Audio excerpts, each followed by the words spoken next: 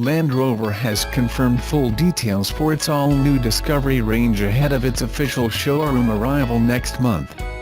The local division of the British off-road brand has revealed a massive model range for its 7-seat off-roader, consisting of 12 variants, plus a special first edition for early adopters, that are defined across 4 trim levels: S, say, HSE and HSE Luxury, and the option of 2 diesel engines in 5 or 7-seat configurations.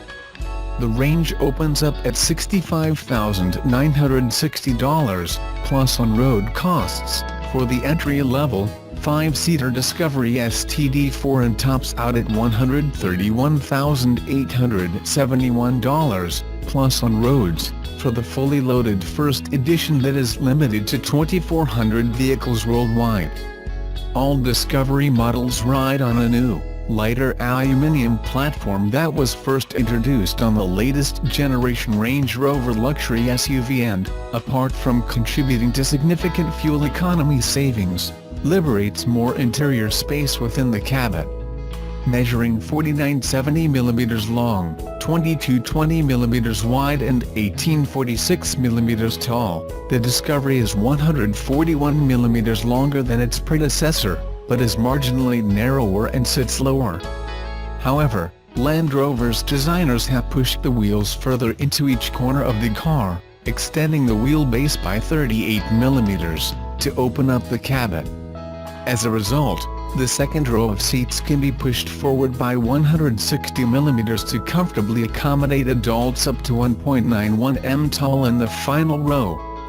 Each also comes standard with an 8-speed automatic gearbox and all-wheel drive transmission. A low-range transfer case and air suspension are available as options on S models but are fitted as standard on all other variants. Entry-grade models across each trim line are powered by a 2.0-liter turbo diesel 4-cylinder in TD4 specification that produces 132 kilowatts per 430 Nm and consumes a claimed average of 6.3 L/100 km.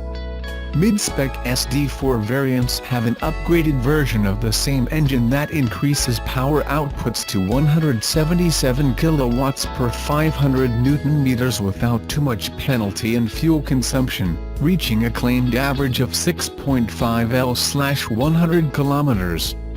The range-topping SD6 engine is a 3.0-liter single-turbo V6 that produces 190 kilowatts per 600 Nm and consumes a claimed average of 7.2 L/100 km. All models come with automated emergency braking, lane departure warning, a reverse camera and rear parking sensors and airbag coverage for all outboard occupants with a 5-star independent crash test rating.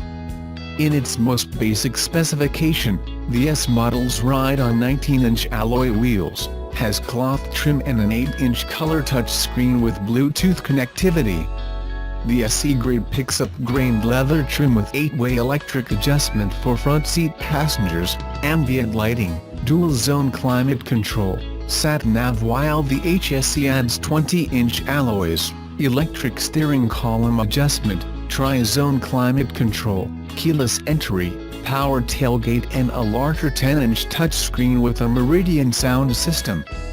At the top of the range, the HSE luxury models have plush Windsor leather trim with 16-way powered adjustment and heating and cooling for front seat occupants, adjustable ambient lighting, a chilled center console, and a top-grade audio system with a digital TV and a more comprehensive sat-nav.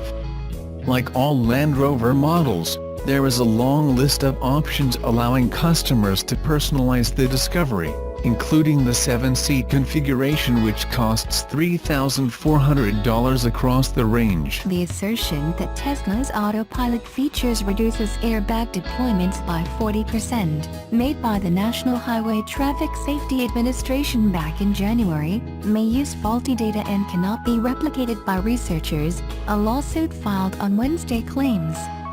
The National Highway Traffic Safety Administration opened an investigation into a May 2016 crash involving a Tesla Model S cruising in its semi-autonomous autopilot mode, resulting in the death of the passenger. The investigation found the crash rate for Tesla vehicles dropped nearly 40% after AutoSteer was installed. At the time, this was deemed a big win for Tesla, as it basically implied the car's autonomous features are ultimately safe, and the fault was of the driver not paying attention. However, the Quality Control Systems Corporation, a Maryland-based research group, called NHTSA's claim surprising as the high reduction in crashes from AutoSteer installation is extraordinary. R.A. Whitfield, director of the corporation, pointed to the claim that crash reductions are associated with the installation of AutoSteer, rather than the actual use of AutoSteer.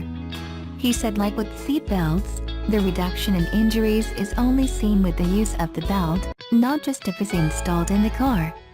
To get the benefit of AutoSteer, you need to turn it on. So shouldn't have NHTSA studied that? Whitfield said in an interview.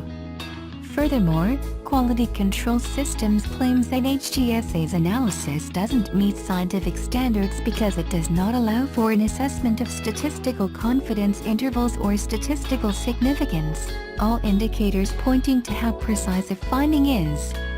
The complaint says NHTSA also did not give the data Quality Control Systems originally requested from a Freedom of Information Act request in February. Whitfield said the corporation waited until April for NHTSA to provide the requested files, but the agency still did not provide them, prompting him to file a suit. If the safety benefits of AutoSteer are as positive as the agency claims, why wouldn't they want independent scientists to have the data in order to replicate these extraordinary results? Quality Control Systems states on their website. Neither a representative from the U.S. Department of Transportation nor Tesla immediately responded to requests for comment from Jalopnik, but this story will be updated if they do. Honda's Type R has always been very desirable, offering high performance with great design.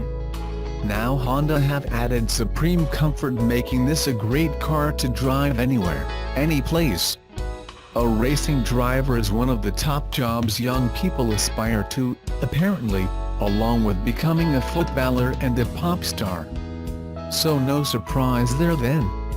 This crossed my mind as I hurtled down the straight at the Lausitzring near Dresden in East Germany. I dared look at the speedometer.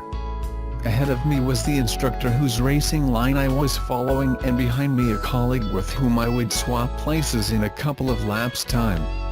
Now generally, I am not a fan of track driving and would rather spend a night watching darts than put myself through the ordeal of flinging a car around a lot of dangerous bends. However, this was no ordinary car.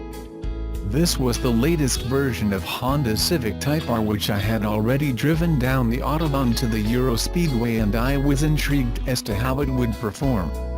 I knew all about the amazing aerodynamics which kept it glued to the track, or sucked on, as one expert from Honda put it. And it was so much more comfortable than the last model. I would be happy to sink into these seats and take it around town, potholes and all. Partly this is because the genius Hideki Kakinuma, who created this car, has delivered 3 driving modes: comfort for everyday use, sport for a bit of performance when you are out and about, and plus R for the track. So there we were on the track putting the modes to the test, and for once I had every confidence this car would not let me down.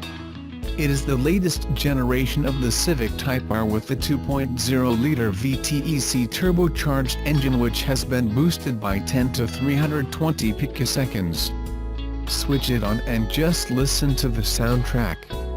It comes in 2 specs, the standard spec, which gives you masses of features like forward collision warning, traffic sign recognition, lane keep assist, lane departure warning, and of course, sat nav. It looks amazing, it always has done, and the rear spoiler now sits above a triple exhaust system, which is both practical and elegant. The new air intakes and little air flicks create even better stability, and the big sporty looking one on the bonnet is practical too. David McDonald, the UK project leader, explained, "Honda engines tend to be quite hot, so we need to keep them cooled.